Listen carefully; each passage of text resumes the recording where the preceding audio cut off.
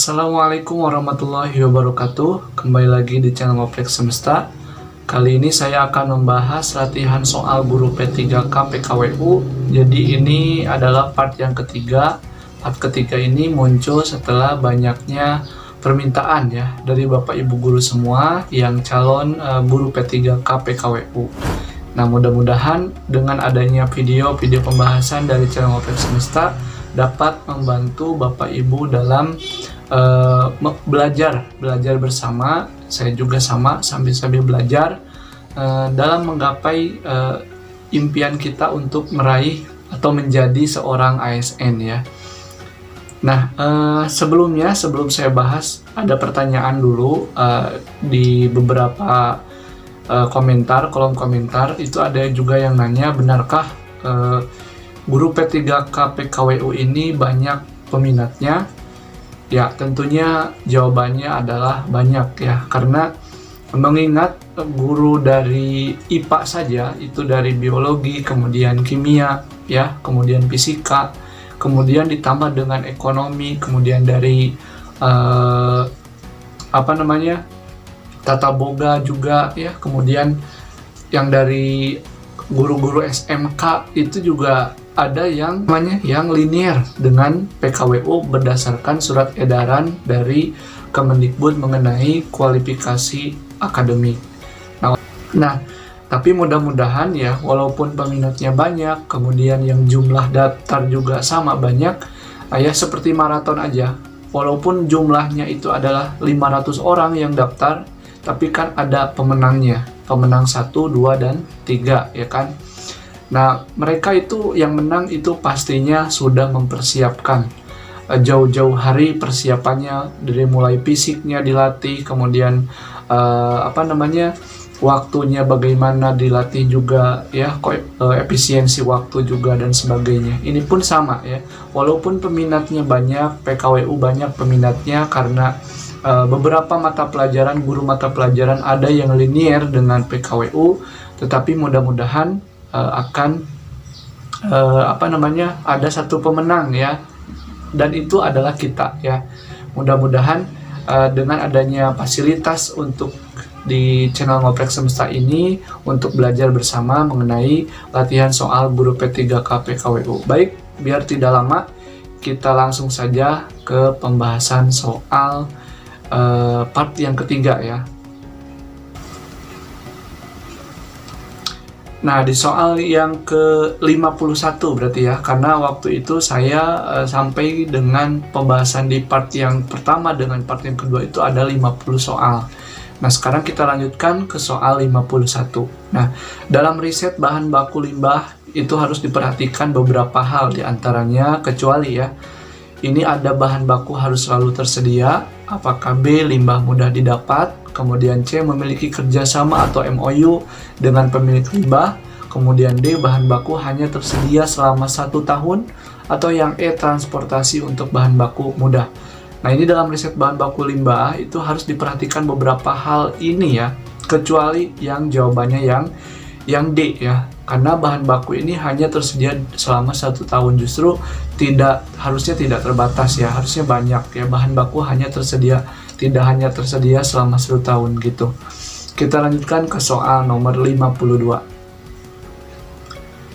Nah, soal nomor 52 ini ada cara untuk mengembangkan upaya berpikir inovatif adalah apakah A, percaya pada diri sendiri, kemudian B, keharusan untuk bertindak efektif, kemudian C, percaya pada sumber ide, kemudian D, keharusan memperluas wawasan, E, keharusan menganalisis peluang usaha. Jawaban yang tepatnya itu adalah yang E ya, keharusan menganalisis peluang usaha. Karena untuk menciptakan inovasi-inovasi terbaru, maka kita juga harus pandai menganalisis peluang apa yang ada di lapangan gitu, untuk dijadikan sebuah usaha.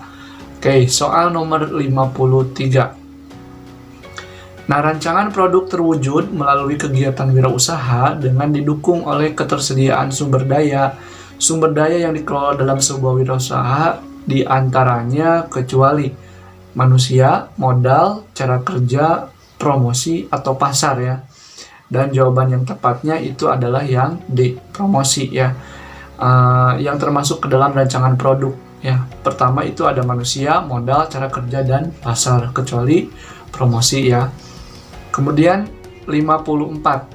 Soal 54 ini berikut salah satu upaya memanfaatkan limbah kemudian diproses menjadi sebuah kerajinan hiasan, kecuali ini yang menjadi limbah yang diproses menjadi sebuah kerajinan hiasan, kecuali tujuannya adalah untuk menyelamatkan lingkungan, apakah menghancurkan lingkungan, atau yang C melindungi lingkungan, atau yang D menyayangi lingkungan, atau yang E menjaga lingkungan. Yang tepat atau yang kecualinya adalah yang B. Justru dalam membuat salah satu upaya memanfaatkan limbah yang ada kemudian diproses untuk menjadi sebuah hiasan, itu tujuannya adalah untuk menyelamatkan lingkungan, kemudian melindungi lingkungan, menyayangi lingkungan, menjaga ya, dan melestarikan juga lingkungan, bukan untuk menghancurkan lingkungan.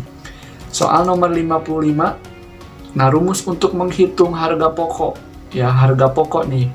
Harga pokok produksi adalah yang A, biaya bahan baku dibagi dengan jumlah produk, atau B, biaya produksinya berapa kemudian dibagi dengan jumlah produk yang ada. Kemudian yang C, biaya tenaga kerja dibagi dengan jumlah produk, atau yang D, biaya promosi ditambah dengan biaya karyawan ditambah lagi dengan bahan baku kemudian dibagi dengan jumlah produk, atau yang E, semuanya itu salah.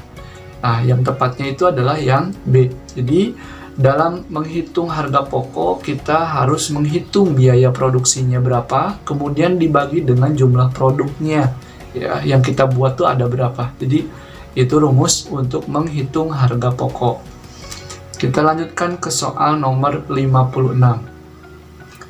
Nah, salah satu syarat untuk menjadi wirausahawan yang baik dan sukses adalah apakah A, berpikir luas, berpikir sederhana, berpikir sempit, berpikir baik, atau berpikir konsumtif.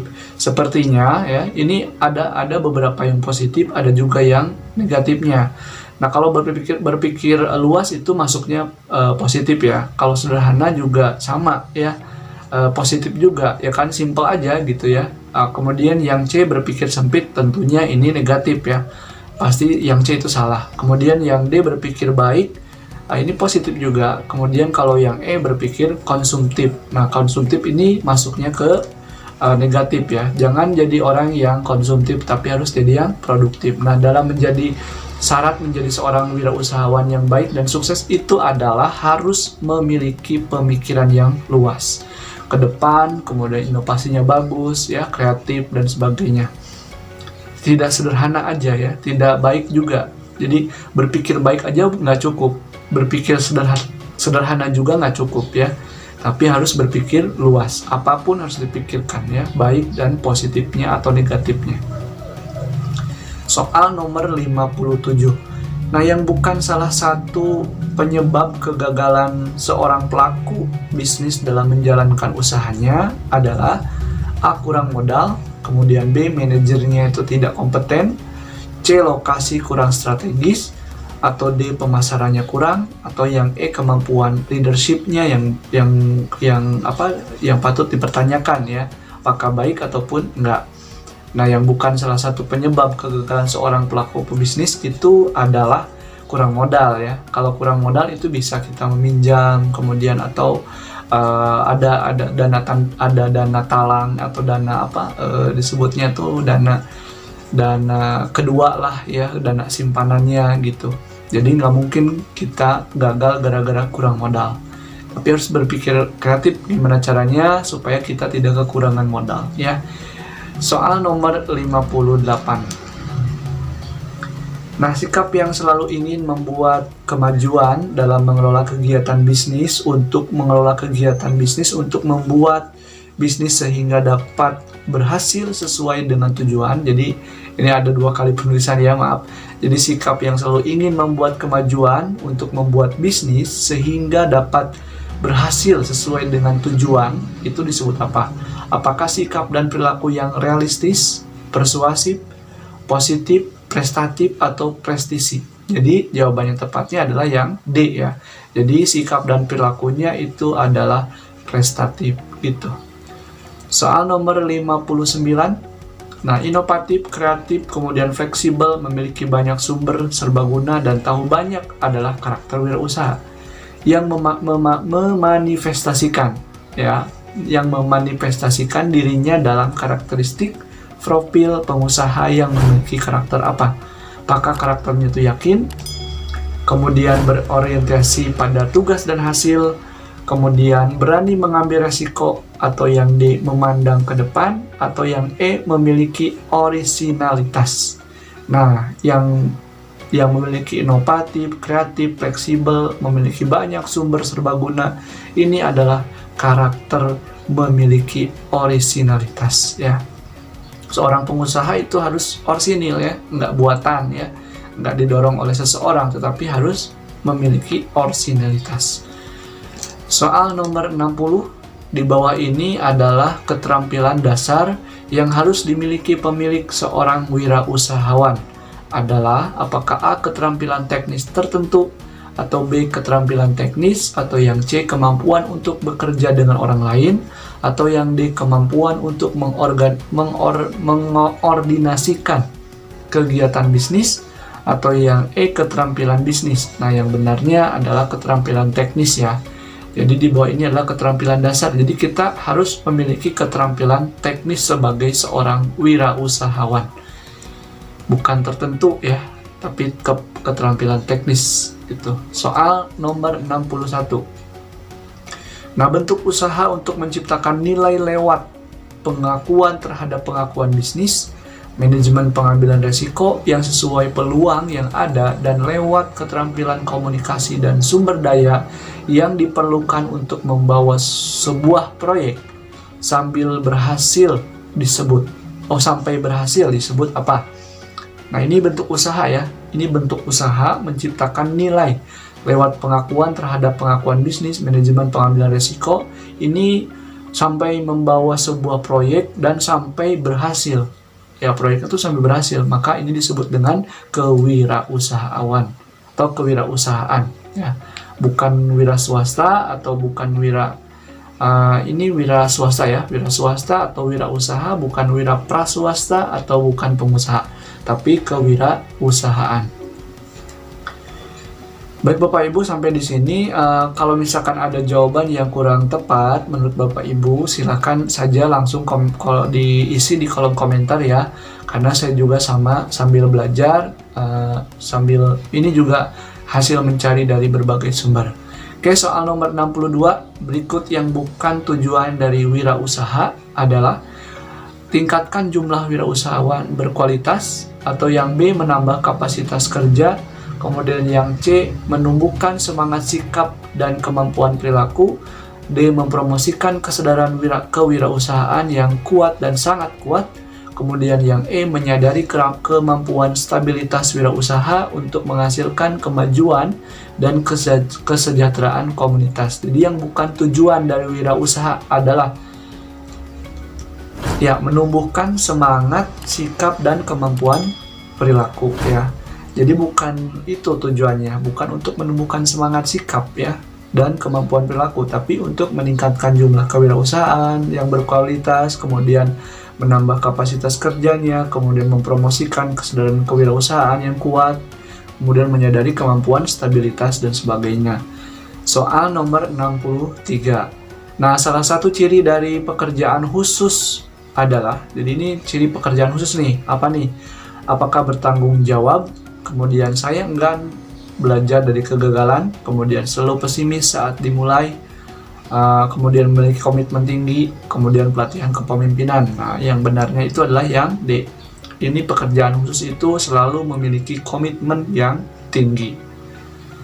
Bukan bertanggung jawab, atau bukan enggan belajar dari kegagalan, atau selalu pesimis, atau pelatihan kepemimpinan, tetapi memiliki komitmen yang tinggi.